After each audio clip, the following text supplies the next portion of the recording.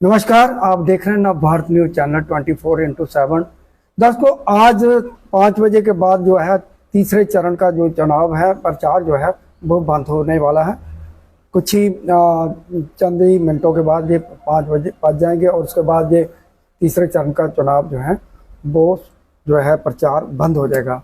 1 तारीख को वोट होगा और जिस तरह से हम शिवसेना उद्धव ठाकरे की बात करें, उन्होंने पूरा का पूरा समर्थन जो है एनसी कांग्रेस गठबंधन को दिया है।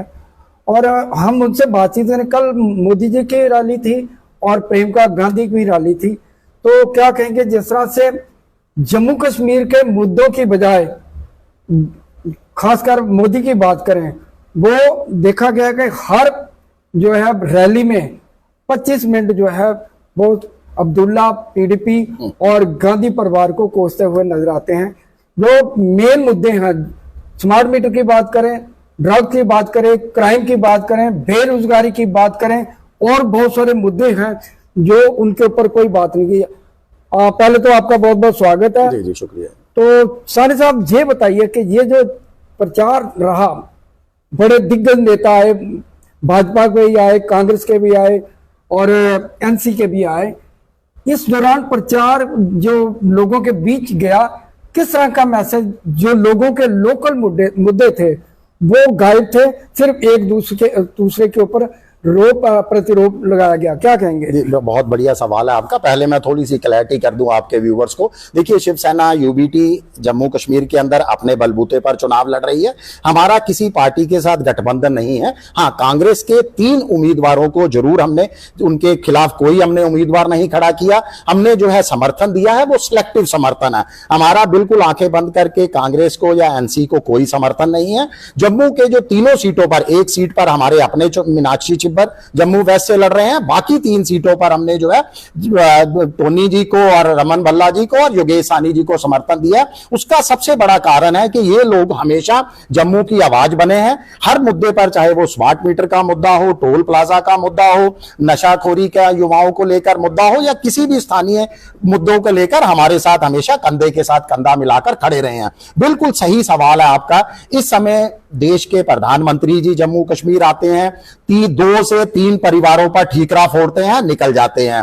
पीओजेके की बात करते हैं, बीजेपी के बड़े बड़े नेतागण यहां पर आते हैं, मगर अपना 10 साल का पूरा कार्यकाल भूल जाते हैं कि पिछले 10 साल तो आपने केंद्र में राज किया है। भरपूर आपके पास जो है समर्थन वाली सरकार थी, भरपूर ताकत की सरकार थी। उस समय आपको पीओजेके याद नहीं आया। आज आप पीओजेके लेने की बात करते हो। 2-3 परिवारों पर आप उंगली उठाते हो कि जम्मू कश्मीर को इन 2 से 3 परिवारों ने लूटा। आप चौथे परिवार को कैसे भूल जाते हो? चौथा परिवार जो 2014 में और 5 अगस्त 2019 के बाद जिसने जम्मू कश्मीर को लूटना शुरू किया, देखिए वो चौथा परिवार है जम्मू कश्मीर के माननीय राज्यपाल और उपराज्यपाल। देखिए, असल में अगर हमारे अधिकारों का हनन किया गया तो इनके शासनकाल के अंदर किया गया। जम्मू कश्मीर को अगर स्मार्ट मीटर मिले हैं तो इनके शासनकाल में मिले हैं। जम्मू कश्मीर को टोल प्लाजा मिले हैं, इनके शासनकाल में मिले हैं। जम्मू कश्मीर को नशा परोसा जा रहा है अगर शराब की दुकानों पर, तो इनके शासनकाल में हुआ है। शराब की दुकानों पर अगर अवैध वसूली चल रही है तो वो इनके शासनकाल के अंदर चल रही है। आप 2-3 परिवारों की बात करते हो, असल में तो जम्मू को अगर कश्मीर को लूटा गया है तो बीजेपी के शासनकाल में लूटा गया। हमें तो आप लोगों ने वादा किया था अमन बहाली का, हमें तो वादा किया गया था विकास का, हमारे युवाओं को वादा किया गया था रोजगार का। कहां अमन बहाली है? आज कश्मीर के अंदर सिमट चुका आतंकवाद पिछले कई सालों से आज जम्मू में अपने पांव जमा चुका है। आज जम्मू कश्मीर के अंदर जो है सब जगह पे आतंकवादी हमले हो रहे हैं। देश के प्रधानमंत्री आए थे कल जम्मू कश्मीर के अंदर, जम्मू संभाग के अंदर, और आतंकवादी हमला भी हुआ कठुआ में हुआ, कठुआ के अंदर। और जब जब आप देखिए पिछले उठाकर रिकॉर्ड को, जब जब केंद्रीय मंत्रीगण बीजेपी के यहां पर आते हैं, कोई ना कोई आतंकवादी हमला जरूर होता है, किसी ना किसी हमारे जवान को शहादत देनी पड़ती है।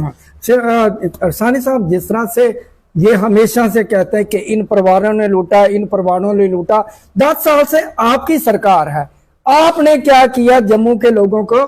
स्मार्ट मीटर का जो है एक बहुत बड़ा जो है गरीब आदमी जो जिसकी तनख्वाह 6,000 है, वो बिजली का बिल भरे, जहाँ घर का गुजारा करे। और बहुत सारी बातें कही जा रही हैं कि हम ये करेंगे, वो करेंगे, हम मुझे अनाज देंगे, ये बहुत सारी योजना देगा, हमारा संकल्प पत्र जो है वो मोदी जो है वो जम्मू कश्मीर का विकास होता तो मोदी जी को इतनी बार यहाँ पे दस्तखत नहीं देनी पड़ती, गृह मंत्री को दस्तखत नहीं देनी। तो ये क्या दर्शाता है कि ये जो बार बार बड़े मंत्री, गृह मंत्री आ रहे हैं, प्रधानमंत्री आ रहे हैं, दूसरे राज्यों के जो है मुख्यमंत्री आ रहे हैं और जम्मू कश्मीर में डेरा जमाए हुए हैं, इससे क्या संकेत जाता है? देखिए, पहले तो आपको बताऊं कि बीजेपी पूरी तरह से चुनावों की घोषणा से पहले अपनी हार मान चुकी थी। देखिए, इसीलिए जम्मू कश्मीर पुनर्गठन अधिनियम में संशोधन किया गया, माननीय उपराज्यपाल जी के अधिकार क्षेत्र को बढ़ा दिया गया। अगर इनको थोड़ा सा भी भनक होती कि ये लोग जीतने वाले हैं तो कभी कोई अपने अधिकार क्षेत्र कम नहीं करता, अपनी पावर को कम नहीं करता। उसके बाद आप देखिए, जिस जम्मू कश्मीर के नाम पर पूरे देश में अपनी वोट बैंक की राजनीति करते रहे, उस जम्मू कश्मीर में इनके पास ताकत नहीं थी 90 सीटों पर चुनाव लड़ने की। मात्र 1/3 सीटें तो इन्होंने खुद ही छोड़ दी हैं, मात्र 61 सीटों पर चुनाव लड़ रहे हैं। यानी आज भी ना तो ये लोकसभा चुनावों में कश्मीर में खड़ा कर सके अपने उम्मीदवार और ना ही विधानसभा चुनावों में ये कश्मीर के अंदर सारी सीटों पर अपने उम्मीदवार दे सके। ये नहीं जीतने वाले हैं। हम, अगर मैं सही में आपको जमीनी हकीकत बताऊं, देखिए पहले 2 चरण का मतदान हो चुका है, दिल खोलकर जनता ने जो है मतदान किया है और मुझे पूरी उम्मीद है तीसरे चरण में भी रिकॉर्ड मतदान होगा। मैं जनता से अपील भी करता हूं कि बढ़ चढ़कर जो है मतदान करें। पहले 2 चरणों में जो जनता से हमें फीडबैक मिली है, डोर टू डोर जाकर, जनता पूरी तरह से इनको नकार रही है, इनका सुपड़ा साफ होना तय है और तीसरे चरण में भी यही सिलसिला जारी रहने वाला है। 8 अक्टूबर मेरे इस दावे का गवाह बनेगा। आप एक बार फिर यहां पर जो है इंटरव्यू लीजिएगा और ये स्टेटमेंट दोबारा दिखाइएगा जिसकी भविष्यवाणी करने जा रहा हूं कि 8 अक्टूबर इसका गवाह बनेगा कि बीजेपी को जम्मू कश्मीर की जनता ने नकार दिया है। उसका नकारने का सबसे बड़ा कारण है, आपने जनता के साथ छल किया है, विश्वासघात किया है। आप कैसे कर सकते हो कि जनता आपको, आपके हक के अंदर मतदान करेगी? इसीलिए जनता को गुमराह किया जा रहा है। स्मार्ट मीटर बहुत बड़ा मुद्दा है। जम्मू कश्मीर में अपार जल संसाधन होने के बावजूद हमें बिजली कटौती, पानी कटौती का सामना करना पड़ रहा है। बार बार जनता के पैसे की बर्बादी की जा रही है। स्मार्ट जम्मू सबसे बड़ा मुद्दा है। स्मार्ट जम्मू के नाम पर आप जनता के पैसे की बर्बादी कर रहे हो। हम डोर टू डोर जिस सीट में आप जाते हो, गांव की सीट देखिए, गांव की या गलियां देखिए, इस समय टूटी हुई है। जम्मू शहर का भी यही हाल है। कई ऐसे इलाके हैं जम्मू वेस्ट के अंदर जहां मेटाडोर सर्विस तक नहीं है, नालियां टूटी हुई हैं, गलियां टूटी हुई हैं। कहां का जम्मू स्मार्ट शहर है? सानी साहब, जिस तरह से पहले लोकसभा चुनावों में उन्होंने कार्ड खेला था बैट और सेब के साथ कि वो जो है उनको समर्थन दिया खुलेआम, और लोगों ने कहा कि ये दोनों पार्टियां, तीनों पार्टियां जो हैं, आजाद की पार्टी, सजाद लोन की पार्टी, बुखारी की पार्टी, ये बीजेपी की भी पार्टी है। अब ये इंजीनियर रशीद जो अलगाववादी है और जमात इस्लाम के जो है, जमात के जो है कैंडिडेट है, इंडिपेंडेंट कैंडिडेट है, वो लोग कह रहे हैं कि बीजेपी जो है इनको समर्थन दे रही है, इनको मतलब निर्दलीय उतार कर। क्या ये उनके सहारे अपनी सरकार बनाना चाहते हैं क्या? देखिए, सरकार बनने वाली नहीं है किसी के भी सहारे।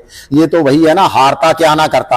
आज जिन लोगों को, इनको कम से कम अपने गिरेबान में झांक कर देखना चाहिए। जनता को ये इतना मूर्ख ना समझे कि जनता को जानती नहीं है। जनता जनार्दन सबको जानती है, सबको पहचानती है। ये वही इंजीनियर रशीद है। किसके शासनकाल में अंदर किया गया इसको? टेरर फंडिंग का आरोप किसने लगाया? बीजेपी के केंद्रीय नेताओं ने इसको अंदर, बीजेपी के सेंट्रल गवर्नमेंट की एजेंसीज ने इनको अंदर किया। आज अब वो जमानत में बाहर भी आ गए और प्रचार भी कर रहे हैं और पर्दे के पीछे से बीजेपी का समर्थन भी है इनको। जमाते इस्लामी जिसको जो है बैन किया गया, आपने उनके नाम को प्रतिबंधित कर दिया, उनके नेताओं को भी तो चुनाव लड़ने से प्रतिबंधित कीजिए। किस लिए जनता को आप गुमराह कर रहे हो? आपकी जम्मू कश्मीर के साथ मैं पूछना चाहता हूं, क्या दुश्मनी है? क्यों नहीं जम्मू कश्मीर को शांति प्रिय इलाके की तरफ आने दे रहे? देखिए, इनकी विचारधारा देखना, याद कीजिए इंजीनियर रशीद की विचारधारा को, याद कीजिए जमाते इस्लामी की विचारधारा को। कश्मीर को पाकिस्तान को देने के पक्षधर थे ये। कश्मीर को आजाद कराने के पक्षधर हैं।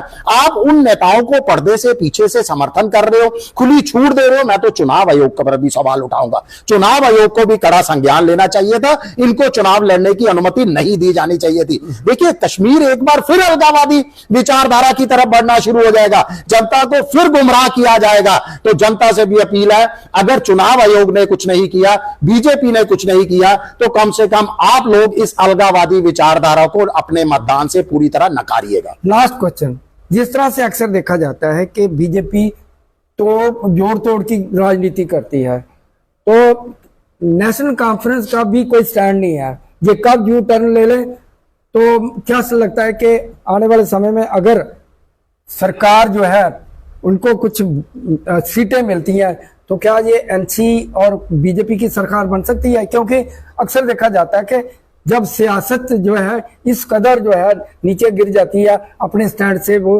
हट जाते हैं, तो मे भी हो सकता है कि बीजेपी और एनसी की सरकार बने। ये भी हो सकता है क्या? देखिए, मुझे नहीं लगता कि बीजेपी के साथ अब कोई भी पार्टी आना चाहती है। देखिए, इन्होंने सबके साथ दगा किया है। वो कहते हैं कोई ऐसा अपना नहीं जिसको बीजेपी ने ठगा नहीं।